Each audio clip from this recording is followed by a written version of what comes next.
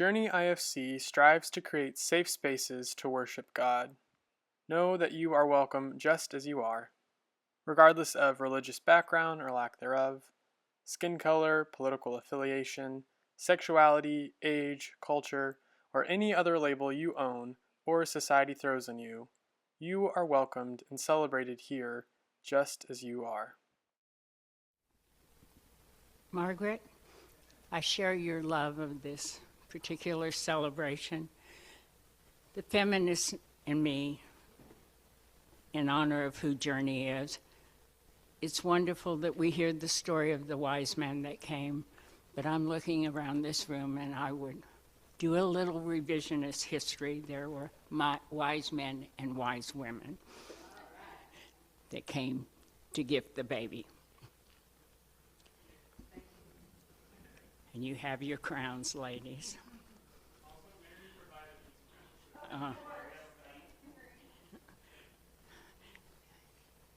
You are a gift in my life and a golden gift, so it's a way to say thank you. Now I have to be serious. Let us pause together as community and arrive fully in this moment. Feel the support of the earth beneath you, steady, present, holding you. If it helps, close your eyes and notice the gentle rise and fall of your breath. With each inhale, receive what you need. With each exhale, release what you can set down. Breathe with intention, aware of the life moving through you.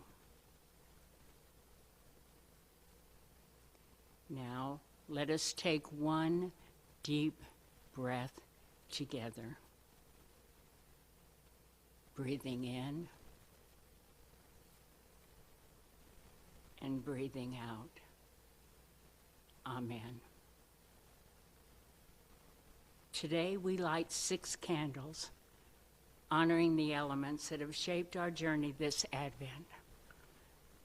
Fire, water, wood, earth, air, and now one final element, metal.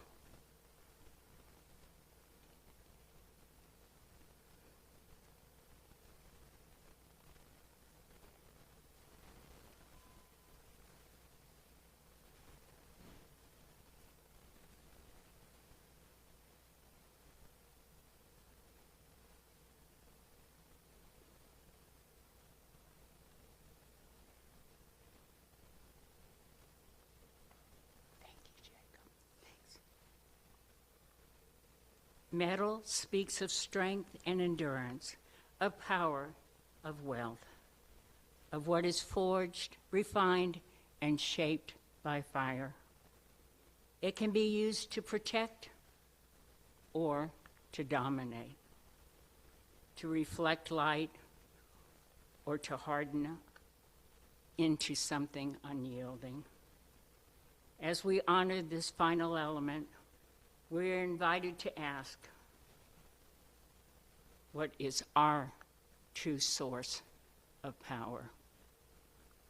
What kind of strength are we seeking? Inspired by the element of metal, we turn now to the story of Epiphany from Matthew chapter 2. In the time of King Herod, after Jesus was born in Bethlehem of Judea, Magi from the east came to Jerusalem asking, "Where is the child who has been born King of the Jews? For we have observed his star in the east and have come to pay him homage." When King Herod heard of this, he was frightened, and all Jerusalem with him. And calling together all the chief priests and scribes of the people, he inquired of them where the Messiah was to be born. They told him, "In Bethlehem of Judea, for so it has been written by the prophet. And you, Bethlehem, in the land of Judah, are by no means least among the rulers of Judah. For from you shall come a ruler who is to shepherd my people, Israel." Then Herod secretly called for the Magi and learned from them the exact time when the star had appeared. Then he sent them to Bethlehem, saying, "Go and search diligently for the child, and when you have found him, bring me word, so that I may also go and pay him homage." When they heard the king, they set out, and there ahead of them went the star that they had seen in the east, until it stopped over the place where the child was. When they saw the star had stopped, they were overwhelmed with joy. On entering the house, they saw the child with Mary, his mother, and they knelt down and paid him homage. Then, opening their treasure chest, they offered him gifts of gold, frankincense, and myrrh. And having been warned in a dream not to return to Herod, they left for their own country by another road. Now after they had left, an angel of God appeared to Joseph in a dream and said, "Get up, take the child and the mother, and flee to Egypt, and remain there until I tell you, for Herod is about to search for the child to destroy him."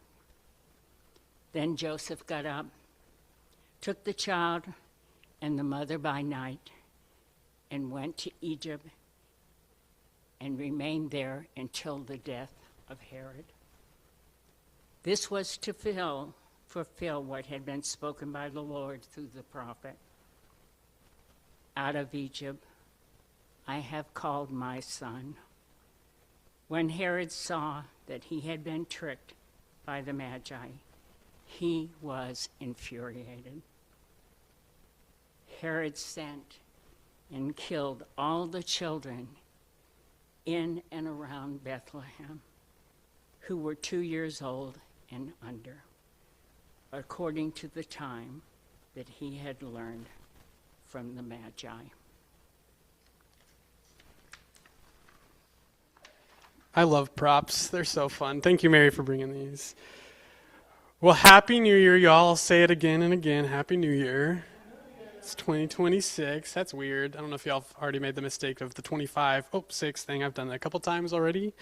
The last time we gathered together was our Christmas Eve service, which was beautiful, wonderful. We had costumes. We had hot chocolate. We had so many great things. And throughout this Advent season, we have been entering into the Christmas story via the elements of nature. So we did fire, water, wood, earth, and air. And today we're going to end both the Elements of Christmas series as well as the celebration of Christmas, because today we are celebrating Epiphany. This is when we remember the story of wise men from the east being guided by a star in the sky all the way across the world to meet this newborn so-called king named Jesus. And Epiphany comes from the Greek word epiphaneia, which means manifestation or appearance. And so Epiphany is when the church has historically honored the moment the news of Christ's birth had spread beyond the Jewish people. So this is when it was made manifest to the world. The Epiphany became more broad. For us here at Journey this year, we're celebrating Epiphany Sunday by honoring the element of metal.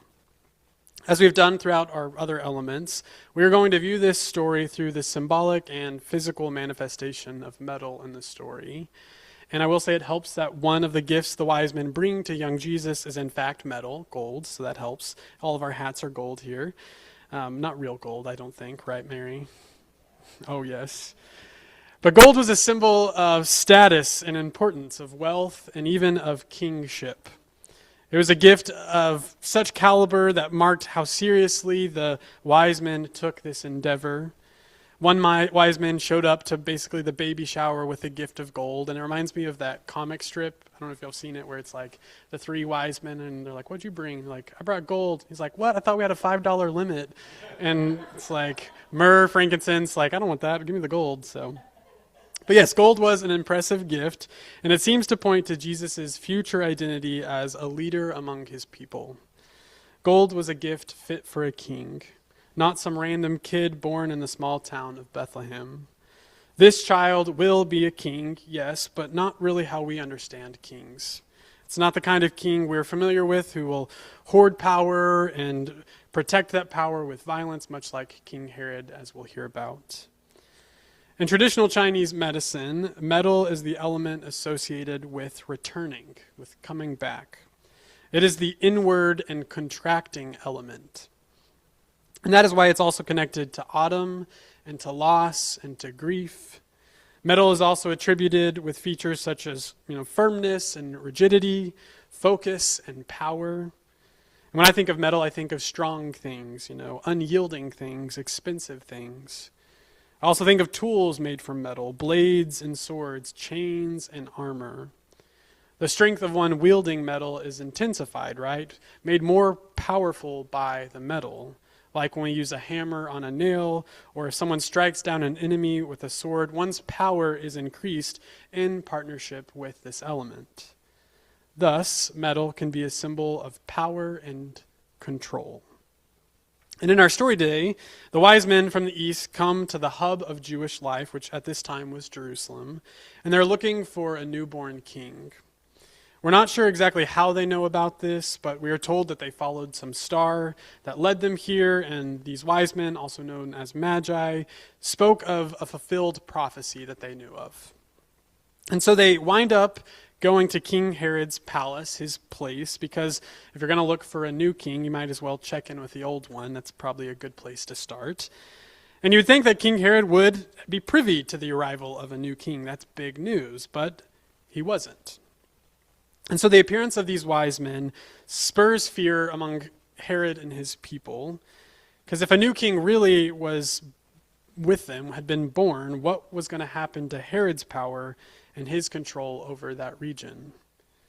Herod's strength and kingship was being put to the test. It's interesting, though, because if this truly was the Messiah that the Jewish people were hoping for, wouldn't this be good news? Wouldn't the Jewish people wouldn't they be celebrating and wearing hats like we're wearing right now? Well, King Herod can't celebrate, and in fact, he is enraged. He can sense that his control is slipping away. And so he devises a plan to manipulate the power of the Magi for his own benefit.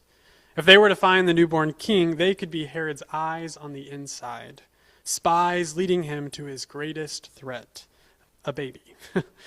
King Herod is playing chess and is thinking 2 steps ahead. He is wielding his power like a metal sword, ready to strike his opponent down with efficiency. And so the wise men are sent to Bethlehem, and there they find where the star had been leading them all along, to a house that had a mother who was holding her child and had her family there. And they figured this must be the newborn king they were sent to find. So when they meet this child, Jesus, they bow down and honor him, giving gifts of gold, frankincense, and myrrh. Gold, as I mentioned, possibly marking his status as a king, a royalty of some sort. And frankincense, an incense often offered in the temple to God, possibly marking Jesus' divinity, maybe. And then there's myrrh, which is a medicine, a perfume, and also is used in embalming fluids, like for mummification and stuff. So maybe this is also highlighting Jesus' tragic end. They're strange gifts to give a baby, but this is what they bring. And they're gifts that acknowledges Jesus' identity and how it's far beyond just being some random child from a town called Bethlehem who's born to some unknown girl named Mary. Instead, we see that this is a special birth. He would be the king, at least that is what they thought. And so before the wise men leave, they give the family one final gift that is probably the best gift they offered that day. They provided the gift of safety.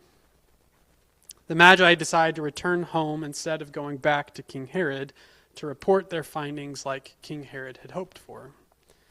They too seem to be playing a game a couple steps ahead. But instead of it being in self-interest, they are playing the game to spare the life of this newborn child. It doesn't appear like King Herod had let them in on this plan, but somehow the Magi had it figured out. And then they decided they didn't want to risk Jesus' safety for their own glory. So they tell Mary and Joseph to take their child and run. Run away to Egypt and hide out there till Herod dies, for Herod wants your child dead. And so this is what happens. The Magi leave by a different road than they came. And Joseph takes his family with Mary and Jesus, and they embark as refugees in a foreign land, hiding from this dangerous leader. And Herod, in his rage and humiliation, orders all children under the age of 2 around Bethlehem to be killed. The element of metal used to harm innocent lives. Merry Christmas, right? This is a hard story to read, and it's a weird one to end the season on.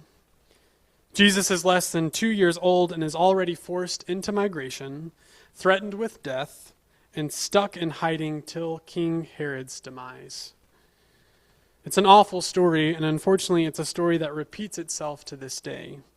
Children all over the world are forced into hiding, running from corrupt and dangerous leaders, refugees in foreign lands, and that is where we find our newborn Christ, in the midst of the muck of life. I mentioned on Christmas Eve how all the details of the story seem wrong. Like, really, who planned this deal out? It's not great. Everything is out of whack. Nothing is as grand or as spectacular as it should be for the arrival of a new king.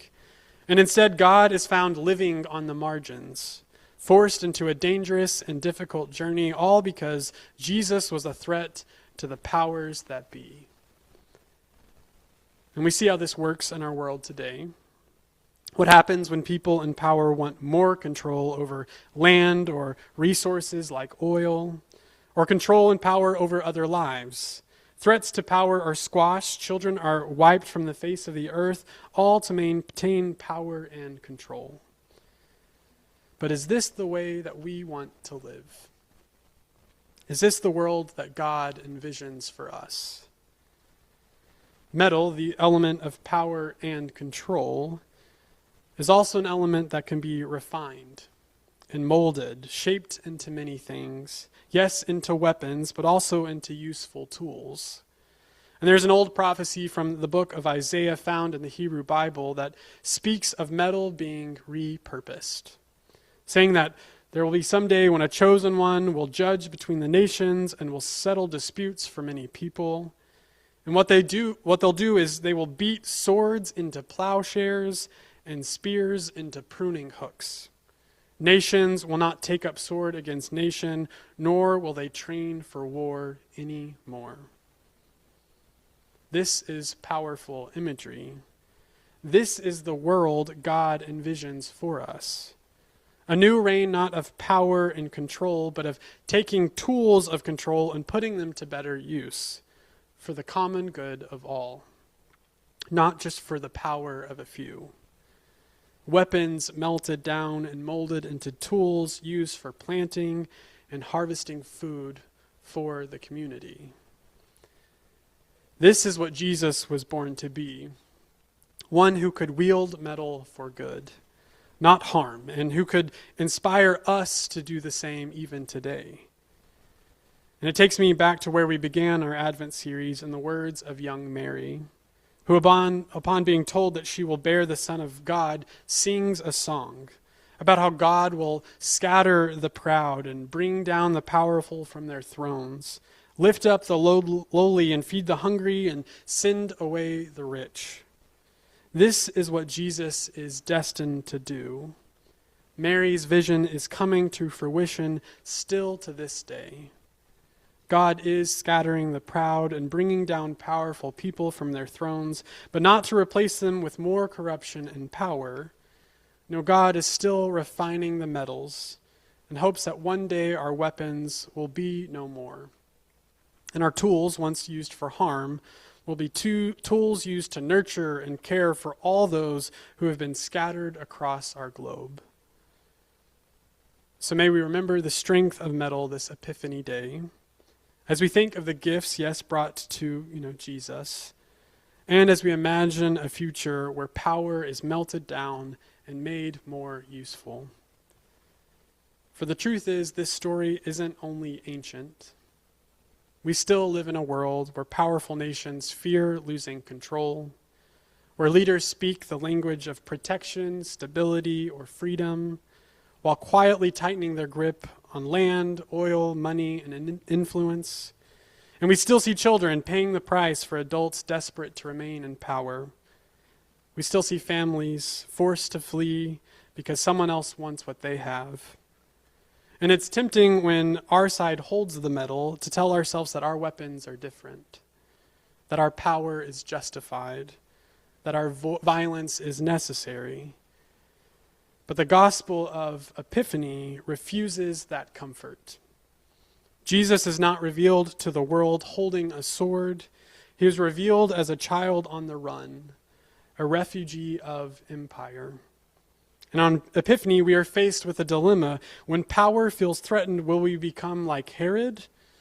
Or will we lay down our metal, our power, our influence, our weapons, and let it be remade? And as we face a world still wrestling with power and control, may we be made into tools of peace and justice. And may we care for those on the margins just like Jesus and his family. And may we bring about the world God intends for us, the world that Mary so boldly sang about, a world where God is made manifest to the whole world, not through domination, but through the faithful work of melting down swords into plowshares. May it be so. Amen. Okay. Hi, I'm Margaret. Thank you. I love that. It's one of my favorite things about Journey. We get up and we say our names and we get feedback and we get seen. It's awesome. Okay, so Jacob mentioned that I love Epiphany. Not so much for the massacre of many small children. Not so much for the reminders of death with gifts of myrrh. And really, astronomy, so yay. That's cool. Astronavigation, excellent.